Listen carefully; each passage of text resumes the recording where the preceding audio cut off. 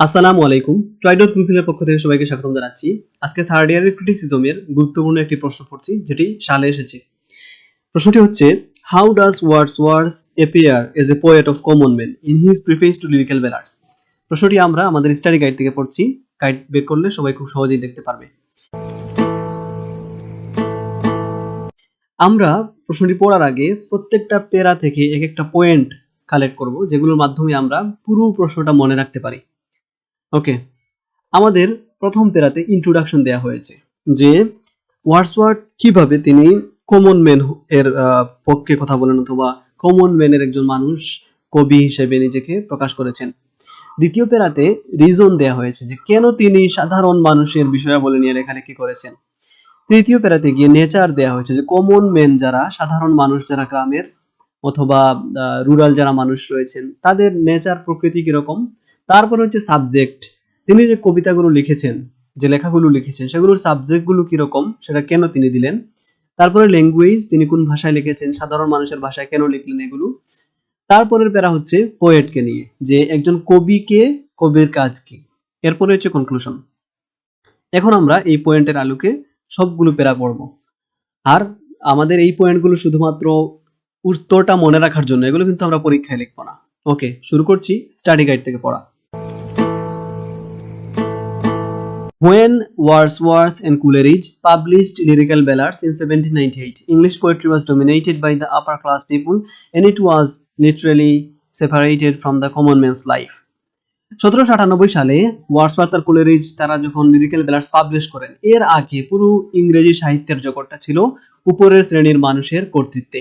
মানে সমাজের যারা হায়ার লেভেলের মানুষ ছিল, তাদের চিন্তা ভাবনা, জীবনযাপন, তাদের সবকিছুই সাহিত্যের মধ্যে প্রতিফলিত হতো। এখানে সাধারণ মানুষের কোনো কিছুই ছিল না।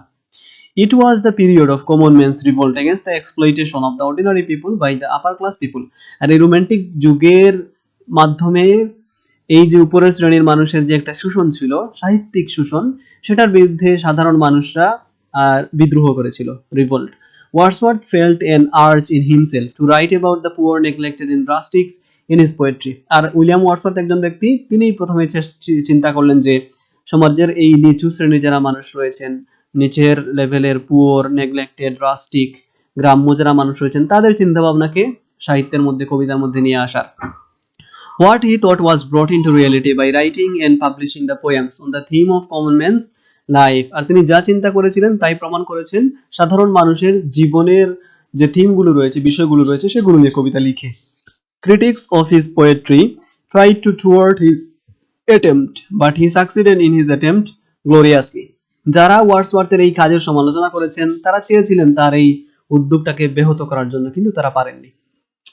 এরপরের প্যারাতে আমরা আসছি, এটার নাম দিয়েছিলাম আমরা রিজন, যে কেন তিনি কমন ম্যানের, সাধারণ মানুষের জীবনে নিয়ে লেখা শুরু করলেন।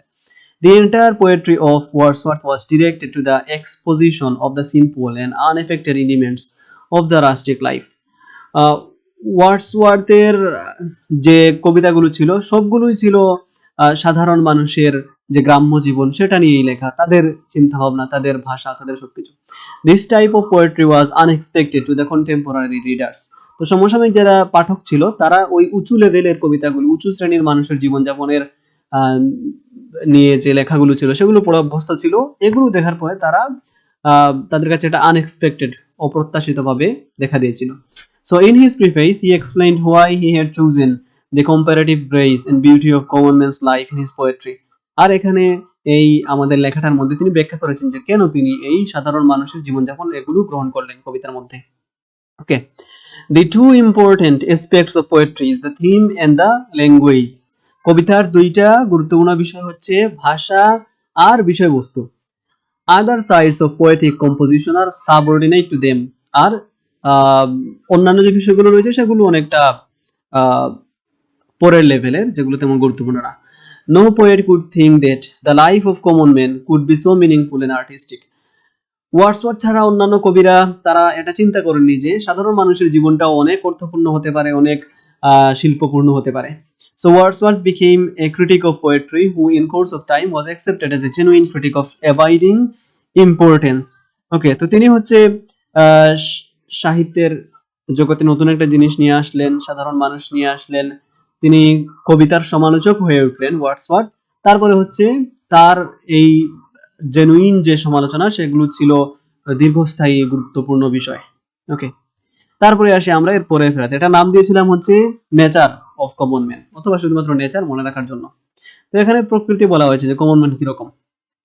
He proposed in the preface to choose incidents and situations from the life of common men and to relate to describe them throughout as far as possible. Okay, তো তিনি বলছেন যে সাধারণ মানুষের জীবনটাকে তুলে আনতে হবে, চোজ ইনসিডেন্ট সিচুয়েশনস, জীবনের ঘটনা অবস্থা এগুলো তুলে আনতে হবে, describe them throughout as far as possible, আর কবিতার মধ্যে এগুলো ব্যাখ্যা করতে হবে, in a selection of language of really used by men. আর যে ভাষাটা ব্যবহার করব আমরা লেখার সময় কবিতা, তখন হচ্ছে সাধারণ মানুষের ভাষাটা ব্যবহার করব। এখানে হাই লেভেলের ভাষা, উচ্চ শব্দের ভাষা এগুলো পরিহার করে একেবারে প্রাঞ্জল সাধারণ মানুষের ভাষা ইউজ করব।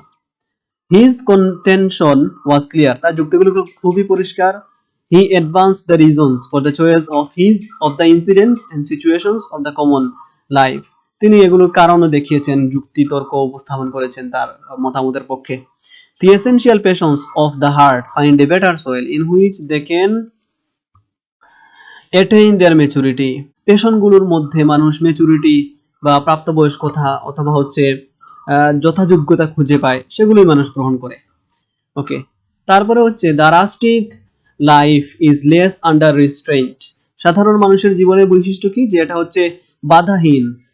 শহরের মানুষের জীবন অনেক নিয়মতান্ত্রিকতায় বাধা থাকে, তো সাধারণ মানুষের জীবনটা এরকম না। In that condition of life the elementary feelings coexist in a state of greater simplicity.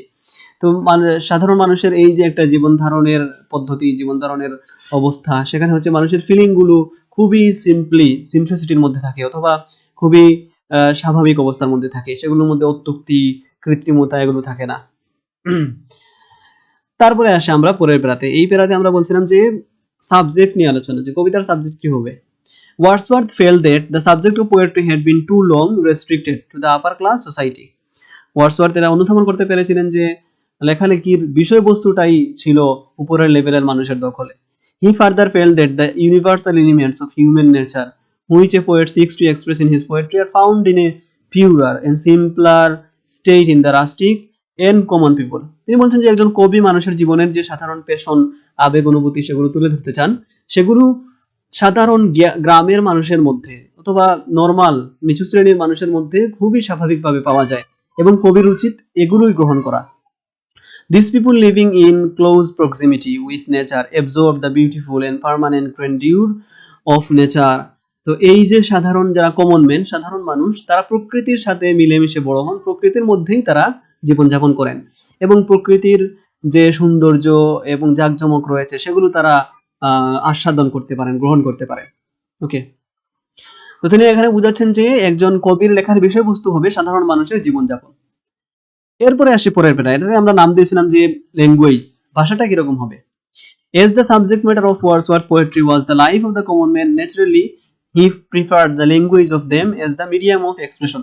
তো এখানে ওয়ার্ডসওয়ার্থ বলেছেন যে আমরা কবিতা যেগুলো লিখবো সেগুলো সাধারণ মানুষের যে মৌখিক ভাষা, মানুষ সাধারণ কাজকর্মে যে ব্যবহার করে যে ভাষাগুলো, সেই নর্মাল ভাষাতেই আমরা কবিতা লিখবো। এখানে উচ্চ শব্দ, উচ্চ ছন্দ, তারপরে হচ্ছে শব্দের যে একটা ছড়াছড়ি, সেটা আমরা পরিহার করব।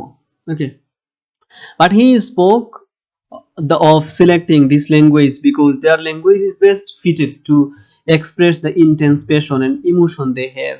আর এগুলো তাদের যে আবেগ, অনুভূতি সেগুলো খুব স্বাভাবিকভাবে প্রকাশ করতে পারে এই সাধারণ ভাষা, সুতরাং সাধারণ ভাষাটা গ্রহণ করা উচিত। Even he goes so far that he doesn't find any essential difference between prose and metrical composition. এবং তিনি আরো কথা বলেছেন যে গদ্যর সাথে কবিতার ভাষার তিনি তেমন কোনো পার্থক্য দেখতে পান না। But he wants this language to be selected for illustration, purified of the possible coarseness and of any disgusting aspect. তিনি বলছেন যে এই ল্যাঙ্গুয়েজটা অবশ্যই কিছুটা পরিশুদ্ধ হতে হবে। সাধারণ মানুষের ভাষা বললে যে একেবারে অসভ্য এবং কোয়ার্স, খুবই লো লেভেলের ভাষা ব্যবহার করে ফেলবেন সেরকম না, সেগুলোর মধ্যে একটা স্ট্যান্ডার্ড মানের ভাষা ব্যবহার করবেন, স্ট্যান্ডার্ড মানের শব্দগুলো আনবেন সাধারণ মানুষের ভাষা থেকে। ওকে, এরপরে আসি আমরা পরের পেরাতে। এখানে বলছিলাম যে পোয়েট, কবি কি রকম হবে সেটা তিনি বলেছেন এখানে। Wordsworth believed that the poet is not an isolated man sitting in an ivory tower and contemplating mankind in the abstract. তিনি বলেছেন যে কবি একজন সমাজ বিচ্ছিন্ন মানুষ না, তিনি সমাজের মধ্যেই বাস করেন, তিনি এমন কোনো মানুষ না যিনি একটা টাওয়ারের মধ্যে বসে থাকবেন এবং মানুষকে দেখবেন, দেখে দেখে মানুষের যে ভাবগত বিষয় রয়েছে সেগুলো নিয়ে তিনি গবেষণা করেন, সেরকম বিষয় না। তিনি মানুষের মধ্যেই থাকেন, মানুষের জীবনের বিষয়গুলি তিনি তুলে ধরতে হবে। He is a man speaking to men, তিনি মানুষের সাথেই কথা বলেন। He is a man among the common men writing about what interests common men, not the so-called bourgeois of the society. তো কবি হচ্ছেন এমন একজন মানুষ যিনি সাধারণ মানুষের কাছেই কবিতা লিখেন, সাধারণ মানুষের জীবনী কবিতায় তুলে ধরেন। এরকম কোনো কিছু না যেগুলো হচ্ছে শুধুমাত্র বুর্জুয়া, যে উপরের লেভেলের সমাজ রয়েছে, আপার ক্লাস সোসাইটি রয়েছে, তাদের কথাবার্তা তিনি তুলে ধরবেন, এরকম কিছু হওয়া একজন কবির জন্য উচিত নয়। দেন সবার শেষে আমাদের conclusion, thus the common man not superficially but actually was the soul of Wordsworth poetry. ওয়ার্ডসওয়ার্থের কবিতার মূল বিষয় ছিল সাধারণ মানুষ। By throwing a colour of imagination he exalts their lives to be fit for and comparable to any great poetry of any time. তো তিনি বলছেন যে তাদের যে জীবন যাপন যেগুলো কবিতার মধ্যে তুলে আনা হবে সেগুলো সব যুগের মানুষের জন্যই হচ্ছে ফিটেড, মানে সব যুগের মানুষের জন্য এগুলো যথাযথ, এগুলো পরিশুদ্ধ এবং সব যুগের মানুষরাই এগুলো সুন্দরভাবে গ্রহণ করতে পারবে। Wordsworth has some limitations in his poetry, but the love he shows for the common man has no parallel in poetry. তার কবিতার মধ্যে কিছু কিছু দুর্বলতা রয়েছে, কিন্তু কমন ম্যান বা সাধারণ মানুষকে নিয়ে তিনি যে চিন্তা ভাবনা করেছেন বা কবিতা লিখেছেন সেগুলোর কোনো সমান কোনো কিছু পৃথিবীতে নাই। এই হচ্ছে আমাদের এই প্রশ্নের উত্তর। আশা করি সবাই বুঝতে পেরেছো। নিজেদের মতামতটা কমেন্টে জানাবে, কোনো প্রশ্ন থাকলে অবশ্যই সেটা কমেন্ট করবে, আর চ্যানেলটি সাবস্ক্রাইব করে নেবে। আর যে সকল ফ্রেন্ডরা আমাদের চ্যানেলটি দেখেনি তাদেরকে এটি শেয়ার করে দেবে, এবং চ্যানেলের মধ্যে ক্রিটিসিজমের অনেকগুলো লেকচার দেওয়া আছে, সেগুলো দেখে নেবে। ধন্যবাদ সবাইকে। ভিডিওটি ভালো লাগলে লাইক করেন, নতুন নতুন ভিডিও দেখার জন্য সাবস্ক্রাইব করে দিন। সাবস্ক্রাইব।